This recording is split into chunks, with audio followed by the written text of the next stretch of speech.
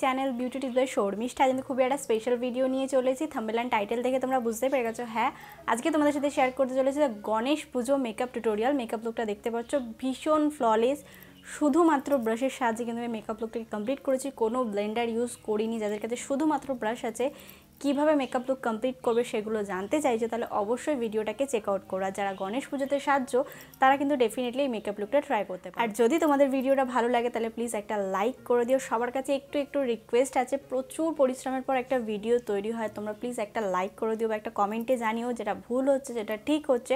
সব কিছু কিন্তু জানানোর অধিকার তোমাদের আছে, তো অবভিয়াসলি আমাকে কমেন্টে জানাতে পারো।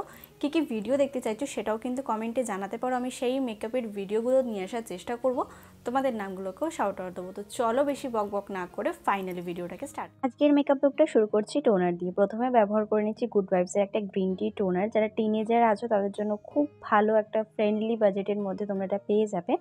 এরপরে কিন্তু সানস্ক্রিন ব্যবহার করছি। যদি তোমরা মেকআপটা মর্নিংয়ে করে থাকো তাহলে অবশ্যই কিন্তু সানস্ক্রিন ব্যবহার করবে। আর যদি তোমরা রাত্রে করে থাকো তাহলে সানস্ক্রিন ব্যবহার করার কোনো প্রয়োজন নেই। যে কোনো ময়শ্চারাইজার বা যে কোনো প্রাইমার, একটু হেভি প্রাইমার ব্যবহার করতে পারো। এরপরে চলে যাচ্ছি কিন্তু আমাদের প্রাইমারের পালা। তো প্রাইমারের জন্য আজকে আমি নিয়েছিলাম কিন্তু এটা কিস বিউটির একটা গ্লিটারি মানে হাইলাইটার দেওয়া রয়েছে প্রাইমারটাতে, যেটা ভীষণই মেসি হয়ে রয়েছে। হাতের মধ্যে নিলেই না সারা হাতে বোতল লেগে যাচ্ছে। যেহেতু আমি একদিনকার ঢাকনা খুলে রেখেছিলাম, অনেকটা প্রোডাক্ট পড়ে গেছে, সেই কারণে আমি অনেক দিন ধরে ব্যবহার করছিলাম না। তো আবার আমি ব্যবহার করাটা শুরু করলাম। তো এটা ব্যবহার করলে কি হয়, প্রাইমারের কাজটাও হয়ে যায়, তার সাথে কিন্তু তোমাদের ফেসের মধ্যে একটা ইনস্ট্যান্টলি গ্লো দেখতে পারো, যেটা তোমরা যখন ফাউন্ডেশন ব্যবহার করবে তাতে কিন্তু ফুটে উঠবে। আইব্রোটাকে ফিল করতে তো আমি একেবারেই ভুলি না। যারা একদম মেকআপ করতে পছন্দ করো না তাদেরকে বলবো আইব্রোটাকে ফিল করে একবার দেখতে পারো। এরপরে আমার যেহেতু আইব্রোর অবস্থাটা একটু খারাপ আছে, সেজন্য এক্সট্রা হেয়ার বেরিয়ে গেছে, সেগুলোকে কভার আপ করার জন্য এবং আইব্রোটাকে শার্প দেখানোর জন্য কিন্তু আমি কনসিলার ব্যবহার করছি। যে কনসিলারের জন্য নিয়েছিলাম সুইস বিউটির একটা কনসিলার, যেটা পেন কনসিলারগুলো হয়। অ্যাকচুয়ালি পেন কনসিলারগুলো বলতে পেন কনসিলার, কিন্তু ওগুলো ব্যবহার করতে খুবই অসুবিধা হয়, কারণ এটা ব্যবহার করতে গেলে অনেকটা প্রোডাক্ট নষ্ট হয়ে যায়। সেই কারণে আমাকে ব্রাশের মধ্যে নিয়েই প্রোডাক্টটাকে অ্যাপ্লিকেশন করতে হয়। আজকে কিন্তু আমি তোমাদেরকে বলেছিলাম আমি কোনো বিউটি ব্লেন্ডার ব্যবহার করব না, শুধুমাত্র ব্রাশের সাহায্যে মেকআপ লুকটা কমপ্লিট করব।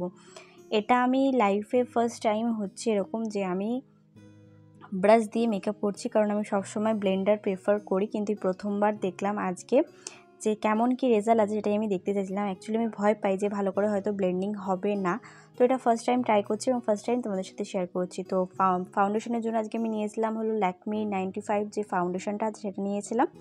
সেটাকে এবার ব্লেন্ডিং করতে শুরু করলাম। তো ব্লেন্ডিং করতে প্রথমে একটু ভয় লাগছিলো, কিন্তু ব্লেন্ডিং করার পর দেখছি ব্লেন্ডারের মধ্যে যে প্রোডাক্টটা ঢুকে যায় না বা অনেকটা বেশি নষ্ট হয়, কিন্তু ব্রাশের মধ্যে কিন্তু একেবারেই নষ্ট হয় না। আর যদি তোমাদের দেখে মনে হয় দিদি অনেকটা বেশি ফাউন্ডেশন নিয়ে ফেলেছো, হ্যাঁ অ্যাকচুয়ালি আমি দেখতে পাইনি, না দেখে করছিলাম, তো সেই কারণে কিন্তু অনেকটা বেশি ফাউন্ডেশন পড়ে গেছে। কোনো প্রবলেম নেই, আমি ব্লেন্ডিং করে এবং ফেসটাকে কন্ট্রোলিং যখন করব না, অনেকটা দেখবে বসে যাবে আস্তে আস্তে। একটুখানি বেশি হয়ে গেছে, এটা আমি দেখেই বুঝতে পারছি এখন। প্রথমে তো ফুটেজটা তুলে নিয়েছি, তখন তো দেখা হয়নি, এখন দেখে ভাবছি যে না অনেকটা বেশি ফাউন্ডেশন নেওয়া হয়ে গেছিলো। ব্রাশের মধ্যে তোমাদেরকে কি বললাম, ব্রাশ ব্যবহার করার ফলে কিন্তু আমার ফেসটা অনেকটা বেশি গ্লো করছে আর প্রোডাক্টটা অনেকটা বেশি ওয়েস্টের হাত থেকে বেঁচে গেছে। প্রথমে আমি কন্ট্রোলিং দিয়ে শুরু করছি। প্রথমে আমার নাকটাকে করতে হয়। নাকটাকে কীভাবে কন্ট্রোলিং করলাম আশা করব দেখতে পারলে। প্রথমে লম্বা দুটো দাগ টেনে নেবে, তারপর আস্তে আস্তে করে কিন্তু যে কন্ট্রোলিংয়ের কালারটা আছে ওটা আস্তে আস্তে নিচের দিকে বসাবে। ফেসটাকেও আমার কন্ট্রোলিং করতে হয়, যে তোমার মুখটা একটু ভারী, আমার চিনটাকেও কিন্তু অ্যাকচুয়ালি কন্ট্রোলিং করতে হয়। আমি করি না, আমার যেরকম আছে ওরকম ন্যাচারাল রাখতে পছন্দ করি, সে কারণে খুব একটা ফেস কন্ট্রোলিং আমি করি না। চিনের এই জায়গাটা করলেও কিন্তু অনেকটা বেশি রোগা দেখায়। নেক্সট টাইম কোনো ভিডিওতে আমি তোমাদেরকে করে দেখাবো। লুজ পাউডার দিয়ে আমার চোখের নিচে বেকিং করতে এবং এই জায়গাটা ফেস কন্ট্রোলিং করেছিলাম ঠিক তার নিচে একটুখানি বেকিং করতে ছেড়ে দিচ্ছি। তো পাউডারটা মানে ব্রাশের মধ্যে ব্যবহার করতে কোনো রকম কোনো অসুবিধা হচ্ছে না। আর এই যদি ব্রাশটার কথা বলো, তাহলে এই ব্রাশটা হলো মার্সের একটা ব্রাশ, যেটা 3-in-1 না 4-in-1 একটা ব্রাশ, যার মধ্যে 4টে ব্রাশ পেয়ে যাবে একটার মধ্যে। এবার ফাইনালি আই মেকআপের পালা। আই মেকআপের জন্য আমি নিয়ে নিলাম কিন্তু একটা হালকা পিচ ব্রাউন কালার বলতে পারো। এটা আমার ক্রিজ লাইনের ওপরে অ্যাপ্লিকেশন করব। ক্রিজ লাইন এবার যারা বুঝতে পারো তাদেরকে দেখিয়ে দিচ্ছি। চোখটা বন্ধ এবং খুললে দেখবে একটা ভাঁজ পড়ে, ভাঁজের ওপর দিকটায় কিন্তু আমরা ক্রিজ লাইন বলে থাকি। তো সেই জায়গাটাতে কিন্তু এই পিচ ব্রাউন কালারটাকে ভালো করে ব্লেন্ডিং করছি। হ্যাঁ, মেকআপের কিন্তু সবথেকে মেন বৈশিষ্ট্য হলো যত ভালো ব্লেন্ডিং করবে তত কিন্তু আই মেকআপ ফেস মেকআপ সুন্দর বসবে। এরপরে নিয়ে নিলাম হালকা একটা পিঙ্ক কালার।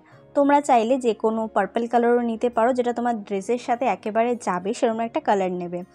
আমি দেখো কোথায় ব্যবহার করছি, আমি যে ক্রিজ লাইনটা তোমাদেরকে প্রথমে বললাম সেই জায়গাটাতে কিন্তু অ্যাপ্লিকেশন করছি এবং ব্লেন্ডিং করছি, অ্যাপ্লিকেশন করছি এবং ব্লেন্ডিং করছি। একেবারে অনেকটা প্রোডাক্ট নিয়ে ব্লেন্ডিং করতে যাবে না, তাহলে কিন্তু তোমাদের ব্লেন্ডিংটা প্রপারলি হবে না। একটু একটু প্রোডাক্ট নেবে এবং হালকা হালকা হাতে ব্লেন্ডিং করবে। এরপরে চলে আছে এটা গ্লিটারি শেডে, সেটার জন্য নিয়েছিলাম একটা মভ ব্রাউন না ঠিক মভ গোল্ডেন কালার বলতে পারো। এটা শুধুমাত্র আমার চোখের ওপরে ব্যবহার করছি, যেই জায়গাটা আমার আইবলটা ফাঁকা ছিল সেই জায়গাটা থেকে ব্যবহার করছি, এতে চোখটা অনেকটা বেশি শার্প দেখাবে। অ্যাকচুয়ালি আমি হাত দিয়ে করে অভ্যস্ত, তো ব্রাশে একটুখানি প্রবলেম হচ্ছিল। আই মেকআপ করার সময় যে দুটো কালার ব্যবহার করেছিলাম ব্রাউন অ্যান্ড পিঙ্ক, ওটাই কিন্তু আমার চোখের লোয়ার ল্যাশ লাইনে ভালো করে ব্লেন্ডিং করে নিলাম। ব্লেন্ডিং করে নেওয়ার পরে পরে নিচ্ছি লাইনার। এই আই মেকআপটা যখন তোমরা করবে কোনো মতে বড় টানা টানা করে মোটা মোটা করে রিং লাইনার ড্র করবে না, জাস্ট একটা মিনিমাইজ ড্র করবে যাতে দেখতে চোখটা অনেকটা বেশি শার্প লাগে। তোমরা চাইলে কিন্তু কাজলটাকে একটুখানি লাইনারটাকে একটুখানি ব্লেন্ডিংও করে নিতে পারো। আমি কিন্তু ব্লেন্ডিং করে নিই। এরমভাবে মেকআপটা খুব সুন্দর এবং খুব মিষ্টি লাগছে, ফ্ললেস একটা মেকআপ লাগছে।